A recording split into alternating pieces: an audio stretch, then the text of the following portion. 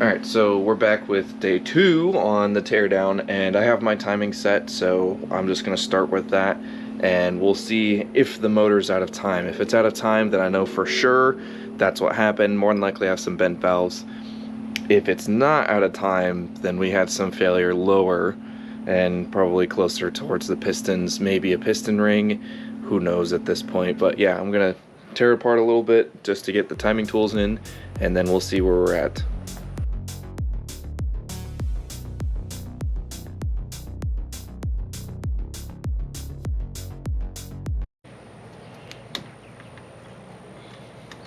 So like I said in the previous video, the timing ports for the T-Jet, where the multi-air is at the end, the timing ports for the T-Jet are one on the exhaust side, one on the intake side. There's no way to get to the exhaust side with a turbo being there, which is why I started by taking my turbo off. And then this intake side, all you gotta do is just take the fuel rail and the injectors out, and you should have enough access to slot the tool in there.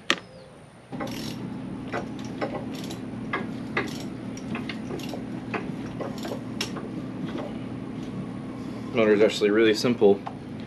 You have these little lock pieces which have notches on the side, which get notched into parts on the cam, and then you screw this section into where the cover was, and that locks your cams in place.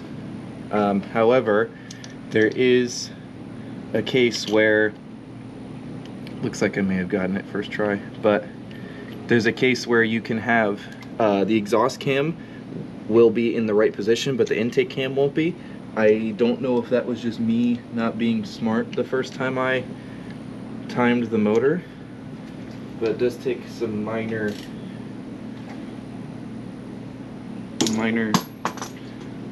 adjustments to get the locks in the right way. This here is the crank locking tool. So these are the 3 holes that go where the crank pulley would normally bolt into. Then there's this tiny hole up here, which is a pilot hole because it's only supposed to go on there one way. And then this part has like a little spacer, and this bolts into part of the block, which will lock the crank in its correct timing position. I have the exhaust locked, the intake locked, and come down here. These are in the correct position, just basing off the lineup of the holes. And if I can get it to work, this hole is supposed to be lined up with that point. I'm down here, right here. And so it seems I have jump timing. So more than likely my head is in trouble. Probably kissed the top of the pistons, but I was planning on replacing that anyway. When I was doing a built motor, I was trying to just limp this motor along, but it does look like indeed I have jumped timing. Too much, way too much play in this belt. So I wonder if the tensioner might have loosened up or something like that. But yeah, we definitely jumped timing. I'm just gonna cut the belt because I have to move a bunch of stuff to get to the tensioner, and yeah, I don't feel like doing that right now because that requires me to do a lot of work that I don't have space for yet. So belt's already screwed anyway.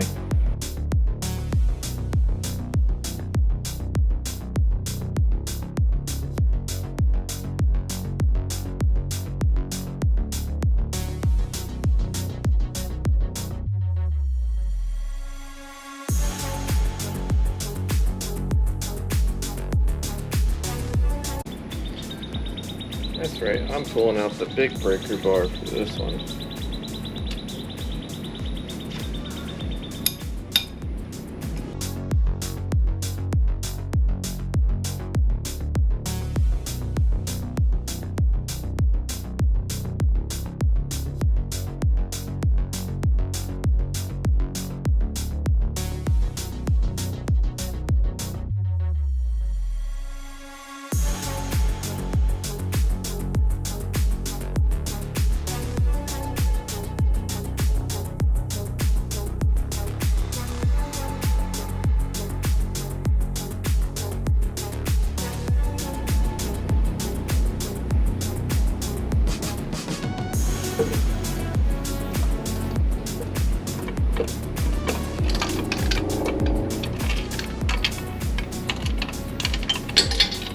Oh, are you f***ing serious?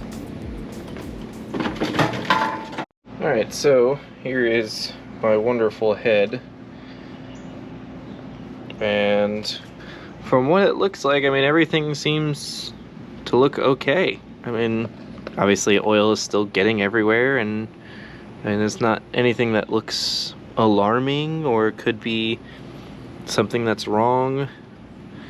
My secondary oil galley plug is still in one piece. I'll show you guys that's part of the T-Jet stuff that you will have to do, but everything else seems to be okay.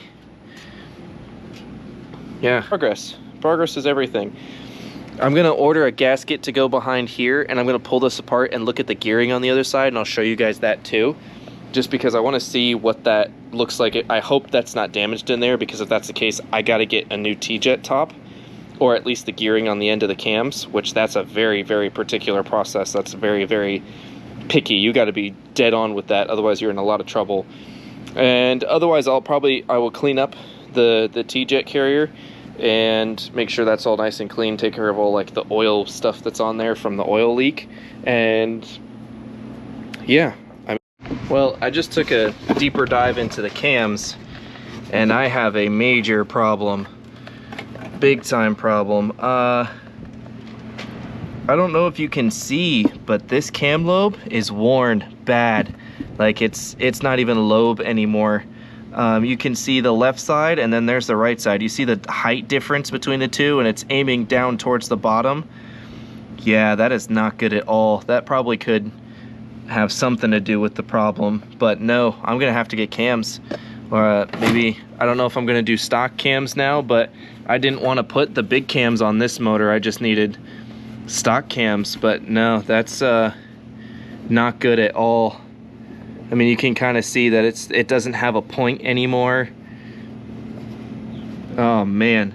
Well, I found a big issue. I don't know if that's the cause.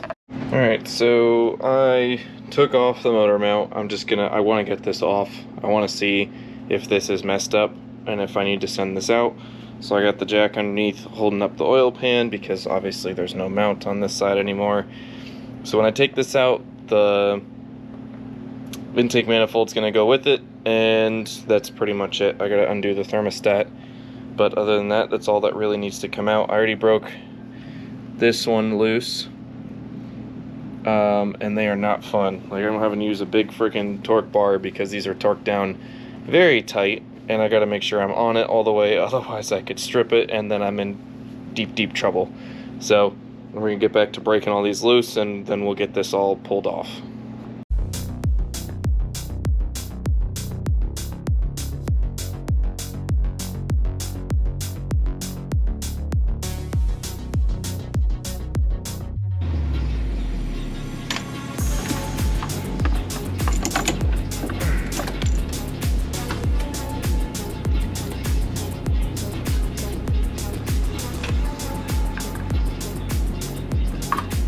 Oh yeah.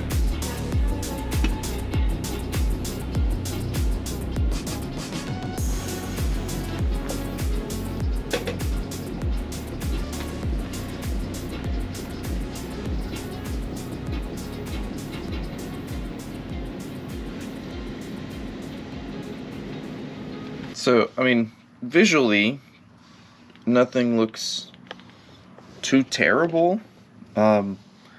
I mean, it's hard to see if these are like actually seated correctly, but there's nothing very obviously bent, which is a good sign that there's nothing terribly wrong. I mean, obviously the car was out of time. Cylinder head's actually very clean, which is a good thing. Same with the block. I mean, the pistons have some carbon buildup on them, but nothing too terrible. But I mean, it doesn't look terrible. So I'm gonna send this out to a shop, have them look at it, and they're gonna tell me if I need to rebuild it or not. So we'll find out if I need to replace a couple valves, or if they're just gonna do a valve job and reseal everything, but we'll find out.